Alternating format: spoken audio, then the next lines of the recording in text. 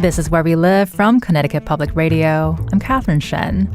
There have been a lot of things that have revolutionized how educators teach in the classrooms, but they weren't all immediately embraced. Things like Wikipedia, Google, remember when that came out? And even, get this, calculators have caused temporary panic in the education space. How will students learn to do research in a world where everything is on Wikipedia? Why bother learning math when we have calculators or when we can just Google everything? And now that ChatGPT and other artificial intelligence tools are becoming a bigger part of our everyday lives, some educators are scrambling to rethink their curriculum. And today, we will get an update on how artificial intelligence is impacting education and what teachers are doing about it. Joining us now is Jeff Young. He's the editor of EdSurge, which is an education journalism initiative. Jeff, welcome back to the show. Thanks. So Jeff, one of these days you're going to come on and not talk about ChatGPT, but today is not the day. The last time we talked to you, this was kind of just getting started and teachers are feeling the pressure of ChatGPT. So where are we at now that another semester has started? Yeah, people are still talking about this, especially in education. The rise of AI chatbots and ChatGPT was one. Now there are actually a couple others out there that do a similar function. And so I'd say that a lot of educators spent the summer, a little bit of their summer break, reading up or going to professional development around what are these tools, how might students use them. And a concern about possible cheating. And so, but compared to, I think there have been a lot of attempts over the summer to think like, okay, if this is out there, what does that mean for me? How do I have to change something about teaching?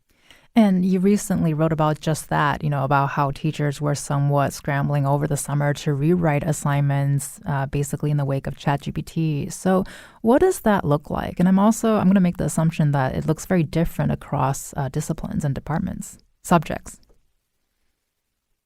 Yes. And as I said, there was a lot of energy. It was very energizing for, I think, a lot of educators of like, okay, I have to do something. One educator called it the homework apocalypse of this fall if something didn't change.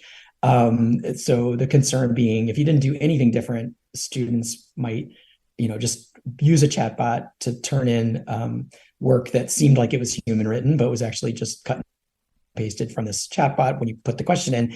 And so the question is, okay, well, if having a simple homework prompt of write this, respond to this, like summarize the main points of a book, say, or, give me, compare and contrast this point to this, and the chatbot can do it.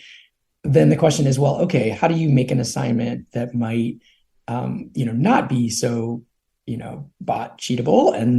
And the question then is, well, how do you think through how to make them more, say, authentic, or to, ask the student to go beyond just a simple compare and contrast or summary, and, thinking through like, well, how could you make it linked to something in the student's own life, or other methods to try to think through how to make the assignment feel more than just, the simplistic summary.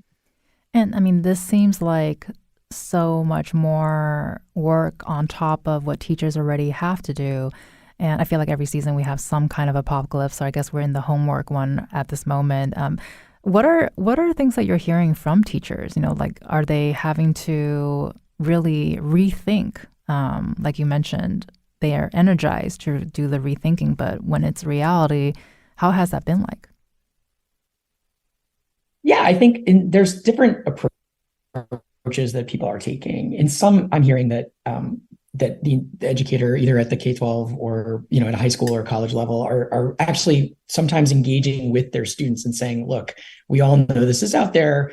Here's my intention. So here's the suggestion of like, let's work through this together and be on the same page." And so, in that way, I'm hearing that like one way to make a little less work for the educator is to actually try to enlist the support of the students and basically being honest with them about like, we're going to try this, and if it doesn't work, or but I think there is a certain amount of labor involved with thinking through, even if the change to the assignment is, okay, have the the chatbot draft the first paragraph and then send me that paragraph and then your critique of that paragraph, say, as the student, so that the student is showing their humanness and their what they've learned in the mix. And in some cases, it is a more, we're seeing professors and educators think through, maybe I should do a project-based thing instead, and that would take a lot more work. So it does, I'm sure, depend on how much time some teachers have had to really to do that change. Right. And I can imagine if there are certain classes that are being more impacted by AI tools than others, because we've been talking about, writing essays and whatnots, but I'm also assuming that certain classes, they don't really have that. So are there certain classes that are more impacted by AI than others? Yeah, we're certainly hearing that, just like there are probably going to be more industries in the world that are impacted by ChatGPT than others. Like if you think about that, like it's you hear a lot about it being used, ChatGPT and other AI bots, in marketing, or in sort of some professional kind of white collar kind of areas where synthesis and comparison is a big part of it. Therefore, things like writing classes, or similar kinds of tasks done in any class. If you have a humanities class where there's a lot of essays, that is going to be more impacted than, like a hard science class, for instance. But programming, computer coding, which of course these days a lot of colleges and schools offer, is also very impacted, just as the computing industry is seeing a lot of tools out there that can write the basic code. And so if that's possible for the professional, it's possible for a student to use the tool and turn it in as their own work. And I think especially when we first started to talk about ChatGPT, one of the initial reactions is concern about plagiarism. So how are academic integrity departments preparing to respond to this? Have you heard of any, new ideas of how to deal with AI? Yeah, it's interesting because in some ways, at first there were a lot of, concerns to the level of like banning the tool completely. And we saw after the release of ChatGPT, pretty soon after, the New York Public Schools like announced that they would block it. But they've actually done an about face since we last talked, and they now have sort of said, okay, we're not going to block it. In fact, we'll have options for educators to use it if they think it's appropriate. So I think there has been at college and schools a lot of let the teacher decide, because it is out there in the world. And so you see places like Harvard University have sample languages from their teaching center where here's, what you could say on your syllabus if you want to say you're not going to embrace it at all. Here's a way to write the policy so that you're saying to your students, I am not going to, I do not want you to use ChatGPT. If I sense that you're using it, you're in trouble. Or language on your syllabus that says, I am fine with this being in the world. Like, if you use it, these are the guidelines so that you stay within academic integrity either way. So I've seen a lot of that. And then the other big question that I think a lot of educators and schools and colleges are wrestling with are what to do about chatbot detectors that are now available. Should those be used or not? And that's been a bit of a controversy as well. And I think another interesting thing is, this is such a gray area, but I know it's being debated, is does AI count as plagiarism? I think that's an interesting one, right? Because, you have, in the old school, when plagiarism used to be, taking somebody else's work, usually off the internet, and pasting that in. But there was somebody who wrote that piece of writing. And so it was also easy for the instructor to say as proof, like, I see that, you lifted this paragraph exactly from, another student's essay or something that's on the internet. So there was no question that no work was done, no human thinking was done by the student who turned in, that copy. Now with ChatGPT, many times, the student might have entered a prompt to the chatbot. It's, like if the prompt was, give me what are the 3 symbols found in The Great Gatsby or something. And then the chatbot spits out something, but it might be clunky. And then if the student revises it themselves or adds to it, or then even says like, okay, I see there you gave me 5 or 3, but what about if what symbols then also represent this other idea? And the student, by even asking the chatbot, is kind of, being a little bit creative in partnership with the chatbot. So is that the student's work? Is it who even owns that, copyright? Who created that idea? If it ends up being very quickly really a collaboration between the computer and the human. And so I think with this conversation too, there's so much focus on, stopping students from either, if you want them to stop using ChatGPT, that's part of your thing, or stopping them from plagiarizing or cheating. And I'm wondering if this actually speaks to a deeper systemic problem regarding sort of overload of homework and also about student disengagement. Do you think that's related?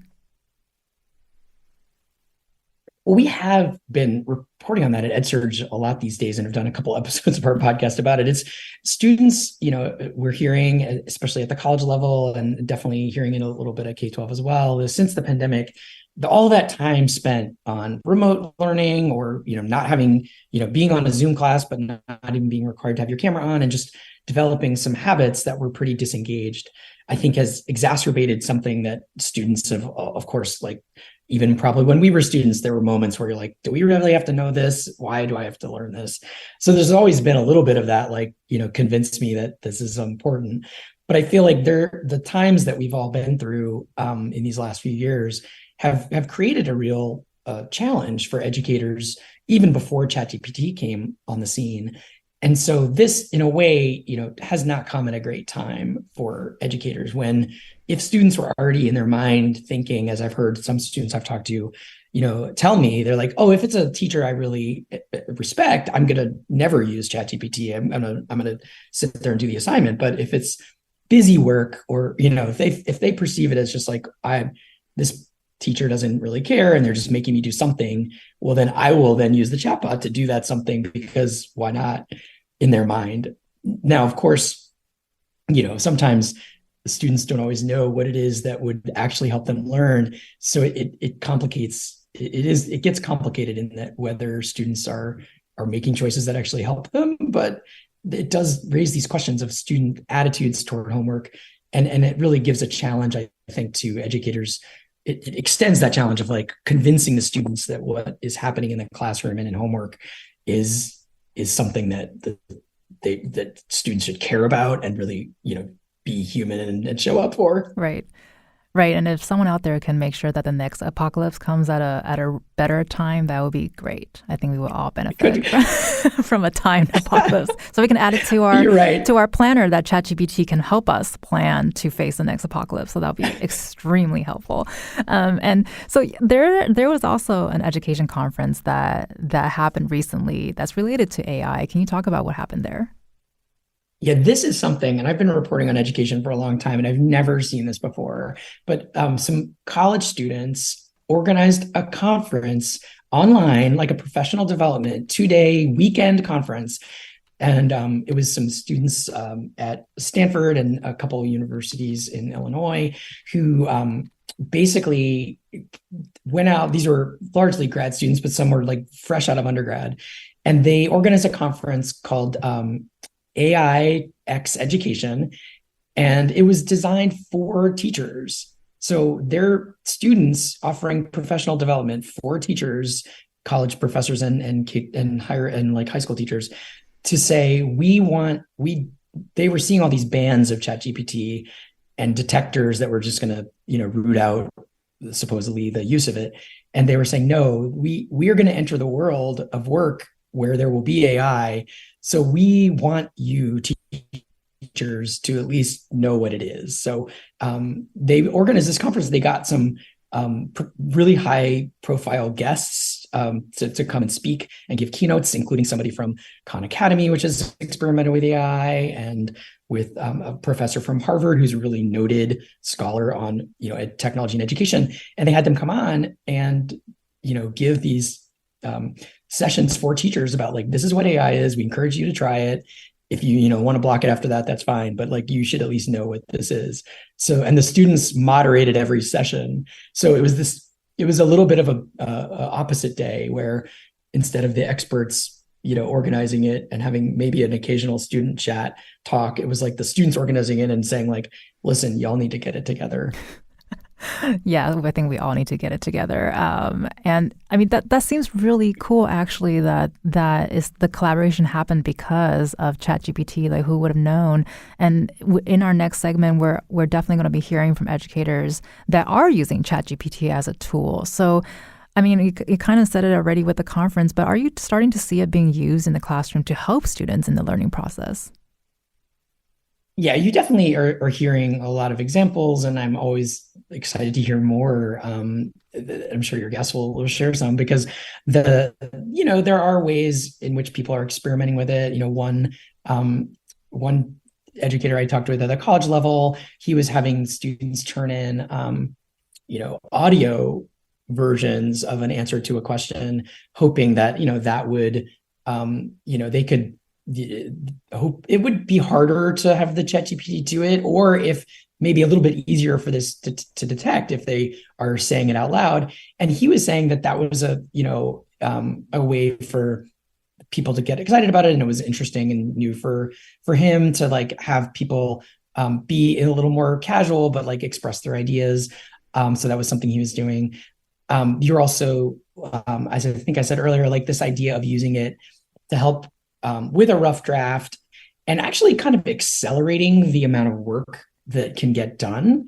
I heard some writing teachers really talk about that, of like, well, maybe in the original, like everybody, it's hard to have a blank page in front of you, I think, for anyone, and even people who do it for a living, to write. And so if the chatbot can help with the first draft, and then the honing and the refining of the text and thinking through, well, this is nonsense, but why is it nonsense that the ChatGPT put out? So then you're really pushing the human to like write a first draft, and then the more drafting can be done than would typically get done. It like could jumpstart the creative process in this, at least in some, that's the hope of some teachers. Well, I think a lot of writers out there are now trembling at this idea of a blank page. So thanks for instilling that fear in us on this day, Jeff. You've been listening to Jeff Young, who's the editor of EdSearch, which is an education journalism initiative, and he's also the host of the EdSearch podcast. Thank you so much for joining us today, Jeff. Thanks. This is a lot of fun. Thank you so much.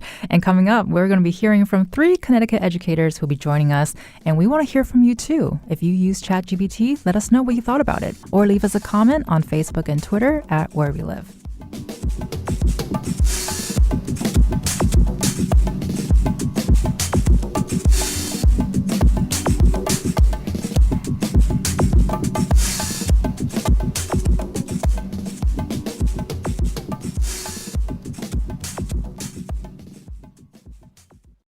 This is Where We Live from Connecticut Public Radio. I'm Catherine Shen. Good morning, dear listeners, and welcome back to another exciting episode of Where We Live. I'm your host, Catherine Shen, and today we're delving into a topic that's been buzzing through the halls of academia, the tech industry, and beyond.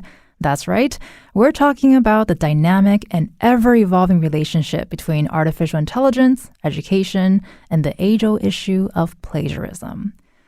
And a quick note to our listeners, ChatGPT actually wrote that introduction. Did it sound like something we'd say, or did you feel like something was off? Joining us now are 3 educators working to tackle and work with AI in the classrooms. Tom Deans is a professor of English and director of the University Writing Center at the University of Connecticut. Erica Strong is a literacy coach at Lebanon Middle School. And John Allen is a social studies teacher at Putnam High School. Thank you, all of you, for being with us today. Happy to be here. Thank you for having us. So, Erica, I want to start with you. You were an English teacher before becoming a literacy coach. So we'd love to know, what was your reaction when ChatGPT really started to become a part of the conversation? And what did you think about my introduction? I thought the introduction was very well written. So good job. I mean, right away, it was presented to, the staff I have at a faculty meeting. And it was really scary to think that, how are we going to be able to detect this, and what are we going to do? And I know a lot of us were very concerned about do we have our students handwrite everything? Or, are we going to have to turn off the Wi-Fi when they're taking, a test or writing an essay? And so the initial reaction was pretty negative, I would say. And a couple months has happened, or, we've gone into this a little bit more as the year have gone by, and we have a new semester just now. So have your conversations with other educators changed, or were they kind of the same, or what are you sort of hearing right now? So, I think the trend and what a lot of educators are trying to do is really, honestly assume that every kid is using this, or if they aren't using it, they know about it. So I think it's important that we're all, and a lot of us have talked about, on the same page that, we need to show the kids we're using it, and we need to embrace that it's a part of our, society. It's another norm. So how can we use it to raise the level of what we're teaching and to really improve our practices?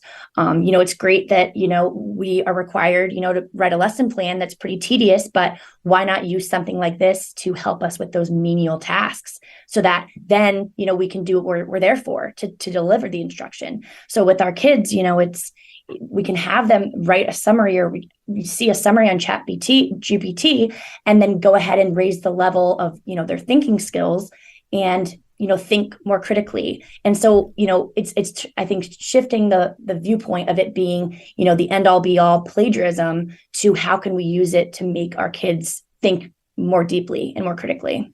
And Tom, with what Erica just said about how this is really becoming the norm, you've been thinking about AI for a while, so you weren't as surprised when ChatGPT was first released. So what was your reaction when it came out? Well, I think in general, the trajectory Erica mentioned among faculty at a place like UConn was pretty similar when ChatGPT came out. What are we going to do? How is this going to really disrupt in a bad way what we're up to as a university? And now we are at a place, I think, where most faculty are thinking in that same spirit of, okay, how do we work with this tool? But you're right. I got a little bit of a head start on this because I was kind of recruited into it by a colleague in engineering who came into the use of these large language models like ChatGPT before ChatGPT came out, when we just called it GPT-2 and then 3 and now 3.5 and 4. And he used it thinking about students who are neurodiverse, and had written a grant to the National Science Foundation saying, how might we use this tool and other tools to support more neurodiverse graduate students even in the STEM disciplines? And so that was Arash Zaghi. He introduced me to thinking about this in ways that I hadn't. And that's continued to be a kind of theme, which is that how might this play differently to the strengths of different students? And along those lines, you've also been offering seminars and workshops so professors can better understand how ChatGPT works. So can you talk about some of those conversations that you're having with your colleagues, at the college level about ChatGPT? Right. So some of my work in the Writing Center is not just working with students, but it's working with faculty across the university who may be teaching biology, who may be teaching public policy, who may be teaching all kinds of things. And so we've been thinking in some of the directions you talked about with Jeff, which is how might you redesign your assignments to be more contextual, to be in some ways that might be more personal, but that might be just more contextual to your course or to the lectures you've been giving. And those kinds of rethinking of the assignments, I think, have been pretty exciting and reinvigorating. Don't give the same old assignment that you've perhaps been sort of recycling for quite a number of years in this new environment. That might be something that you would rethink, but it's not a matter of just doing that evasively. It's usually getting back to what makes a good assignment, something that's really relevant, that the students are motivated to do. As Jeff also said, when students are more motivated intrinsically to learn what's in front of them, they're less likely to turn to tools to do things they're thinking for them or they're writing for them. So we've also mentioned about teachers feeling a sense of fear in sort of the high school, middle school, elementary school level. Is there a lot of trepidation among professors about it at the college level, Tom? I don't know if trepidation's exactly, certainly some of my colleagues in the English department, for example. I think there's the full range. I've got one colleague who's been teaching a course called Writing with Algorithms for years now. So he's clearly comfortable with this because he's been teaching in this direction for a long time, thinking about how people have been writing with algorithms since the 1960s with different kinds of computer software to even make things like literature. And then there are some faculty who really are don't have experience enough with this, so that we fear what we don't really understand. So when I go to talk to faculty, the first thing I usually say in a room, and I just did this the other day, was, how many of you have actually either fooled around with ChatGPT or use it regularly? And what I'm finding is pretty consistently, it's about 10% of the faculty who will say, that's something I've actually used several times. Most of them will have said, I tried it once or twice when the hype came out and I haven't touched it again. And so my sense is that the more that faculty actually use it, so my first impulse then is to say, you guys got to work with it here. I wasn't that comfortable using this the first couple of times. I just stuck with it and played with it and tried my own assignments in it and saw what came out and talked to students about it. And that's what I'm encouraging faculty to do, is get rid of that trepidation, or at least grapple with it by understanding the technology yourself a little bit, even if you're uncomfortable with that. And so as teachers are grappling with this sort of new idea, for a lot of them, it's a new tool. So how do you think this could actually be used in the classroom? Well, Jeff mentioned one of the ways, which is that most of us struggle with writer's block. And so isn't it nice to have something to work with rather than staring at the blank page? So that's one of the typical ways. And even when we're using it for that, I'm trying to give people strategies, which is that I think the impression is that students are just going to plug in the prompt, get a response, toss that in. And in fact, students can use this, say, at any point of the writing or thinking process, whether they're stuck at the beginning to get something that it's going to produce, which probably isn't going to be all that great if it's a good assignment, and that you may then radically revise in the way that Jeff talked about. You may use it at the back end of the writing process. For example, if you struggle with editing, especially if you're writing outside the language you're most comfortable in. So I'm talking to international students who are finding this as a really helpful tool at the final stages of the writing process. Even in the middle of the writing process, I'm working with my writing tutors. Often we're introducing ChatGPT for students when they say, gosh, I've written half of this and I'm struggling with what to do with how to create a good title for this. And you plug it in and say, come up with 3 titles. And then you talk about which of those 3 might be better. And so what you've done is use the tool as part of an ongoing conversation. And it's rarely a one-shot deal of just produce something and hand it in. It's usually a back and forth at any stage of the writing process. Well, and with you just saying too that it's not just a one-shot thing, or it's very rarely a one-shot thing. It's actually a lot of work using ChatGPT as a way to sort of guide you in your assignments. It sounds like, especially in writing. So, Can you talk about whether or not is it blurring the lines of plagiarism if you do ask ChatGPT to say, you wrote an essay, but you're having a hard time with the last paragraph, and you ask it to finish a paragraph for you, and you don't do any edits? So in that case, is that a gray area? Absolutely. I mean, I think blurry lines are part of our business in higher education and middle school and high school and all throughout education, and helping our students negotiate that and admitting that it's a blurry line that we need to think through.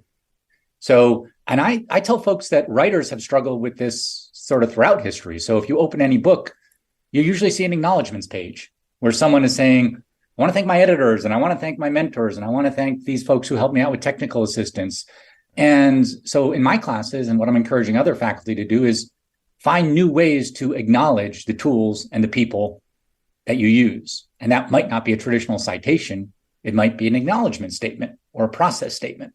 So I've implemented that in my own classes, where I say to my students, you can use ChatGPT and its other kinds of AI for most assignments, and I'll tell you when you can't. But when you do use them, we're here in the business of being open and honest and transparent. And so let me teach you how to acknowledge that. And then you're responsible for that.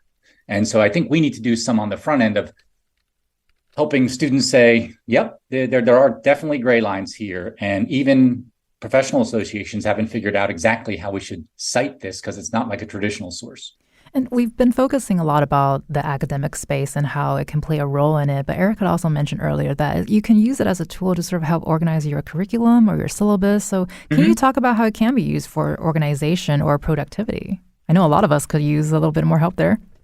Yeah. I was talking to a graduate student the other day, and he said he struggles just with all the demands of graduate school, and that usually involves big writing projects. And he said what he does is sometimes plug in to ChatGPT saying, I've got this seminar paper due in 5 weeks, and I know I've got these other constraints on my work life and others. Come up with a writing plan. And ChatGPT will lay out a writing plan. And it might not be the perfect plan for you. You might need to adjust it, but it will do some of the things you could do in an analog way, which is just mapping things out in your planner. But if someone does that quickly in 3 seconds for you, and then you can edit it, you're more likely to probably actually create that writing plan. So it doesn't always have to be generating text, even though that's the way we normally think of it. It could be generating plans, or it could be generating a schedule for you to do things, or a financial plan for you to get back on your feet if you're struggling with debt or something like that. Some of these things that we often rely on coaching or other kinds of resources for, ChatGPT and other AI tools can give us a kind of first draft of that and a kind of on-demand version of that. And Erica, would love to have you respond to what we've heard from Jeff. Obviously, we've covered a lot of ground, but you've been tasked with sort of thinking of different ways that teachers can use ChatGPT as a tool. So what does that work look like? And what does using this tool in the middle school space look like? Kind of like it's been said, but, our students know technology better than we do. We've been around for longer, but these kids can do so much. So I think really teachers can use it to be more engaging. I mean, if a student has not seen ChatGPT yet, like, I would love to just show them and see their eyes and see how, just amazed they'll be. And so, I think that teachers can really use it to their advantage of showing, like, I'm going to show you how to do this. I'm going to show you how to write a summary.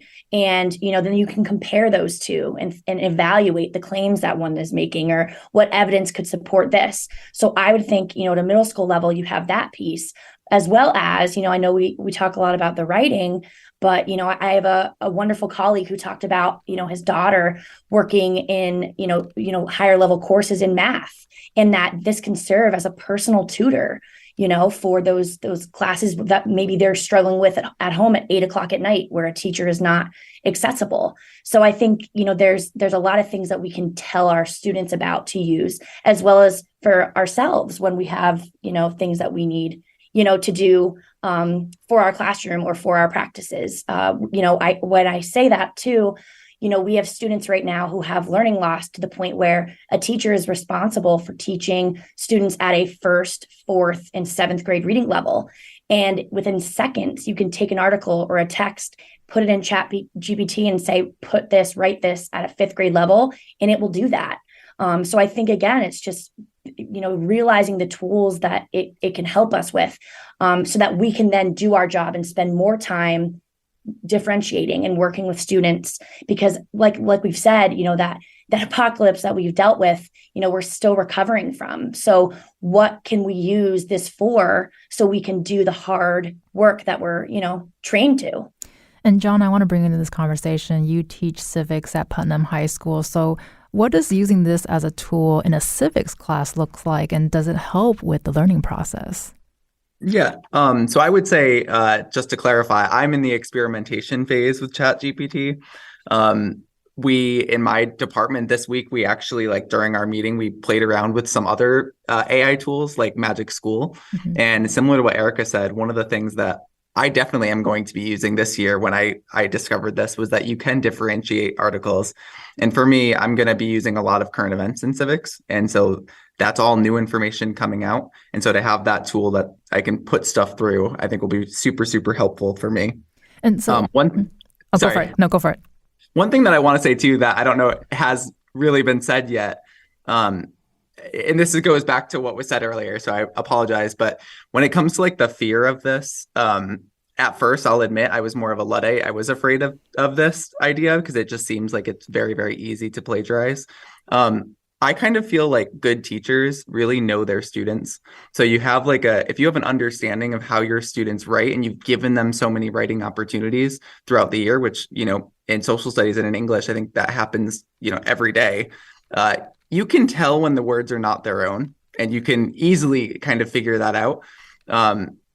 I really feel like this whole topic comes down to, can you intrinsically motivate students to do their best work that's authentic to them? And if they're using tools, that's great. But you do, like, I do feel like good educators will have that part of it where they're going to, inspire their students to do their best work. That is their work.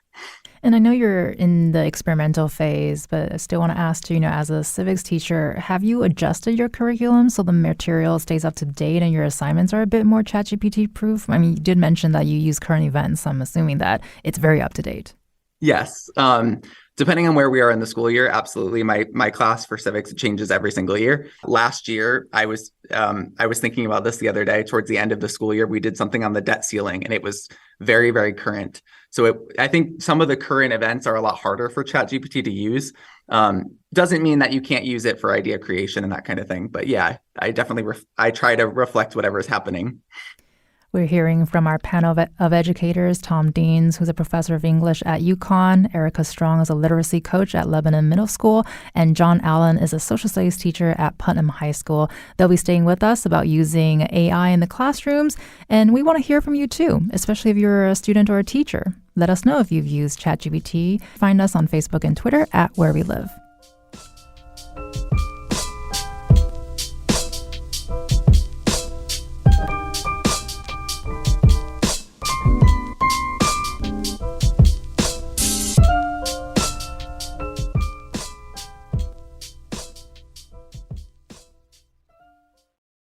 This is Where We Live from Connecticut Public Radio. I'm Catherine Shen.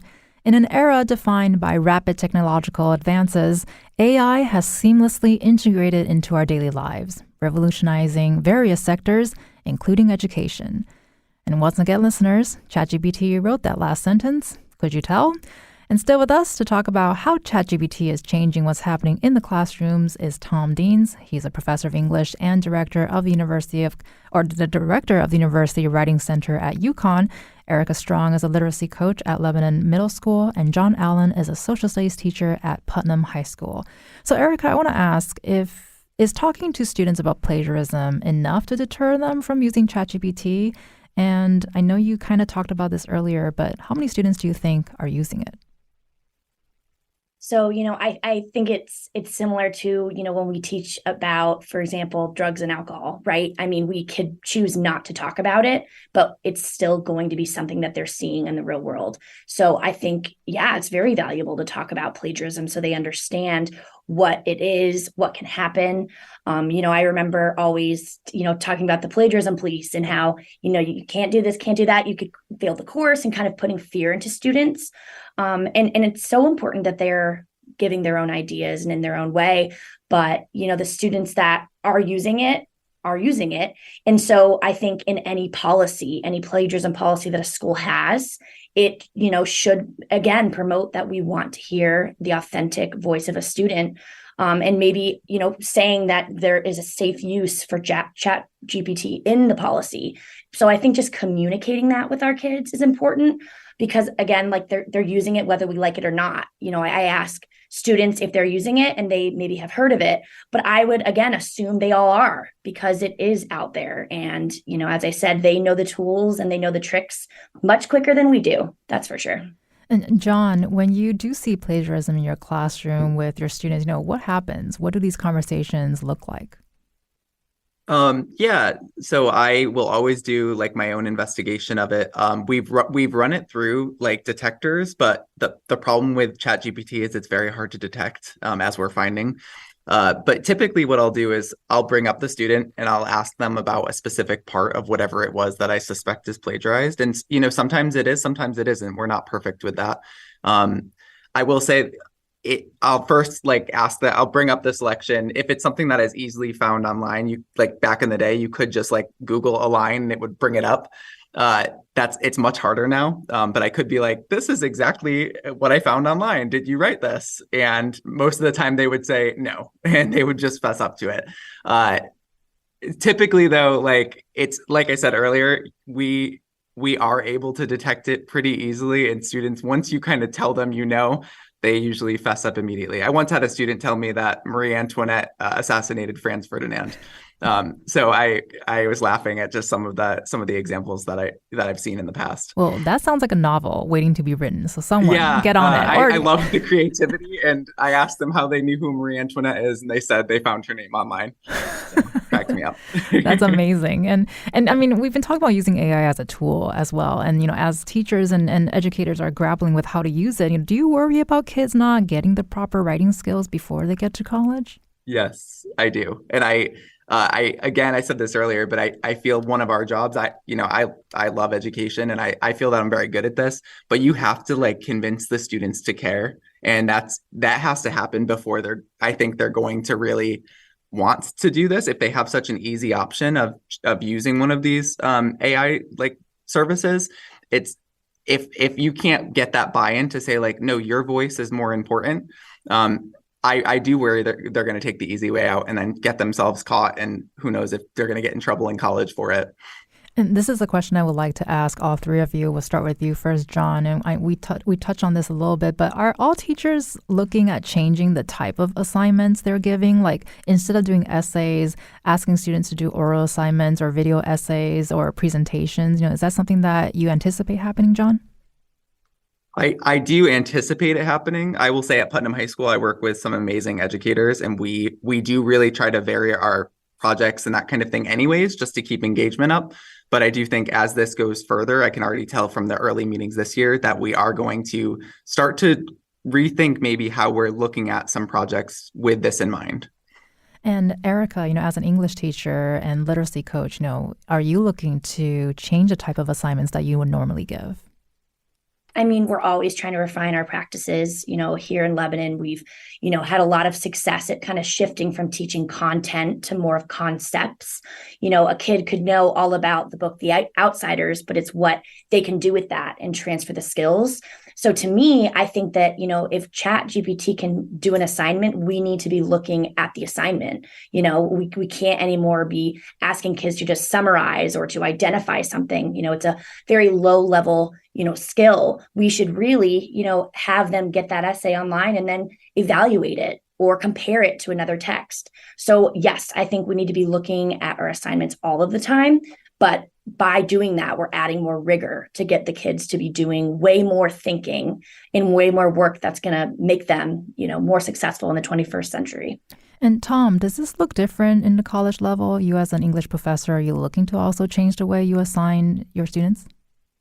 Well, in some ways we've already talked about it. I've talked to faculty and changed some of my assignments, but I think we're also overlooking the process by which people get to a final submission. And in this case, ChatGPT reminds us of some teaching practices that we've been talking about for 50 years in writing, which is you shouldn't ever be seeing a student's writing for the first time when they're handing it in. You should be seeing that in early drafts and maybe a proposal. So in my classes and in all our, say, what we call W classes, writing intensive classes at UConn, we never see just a paper at the end of the semester.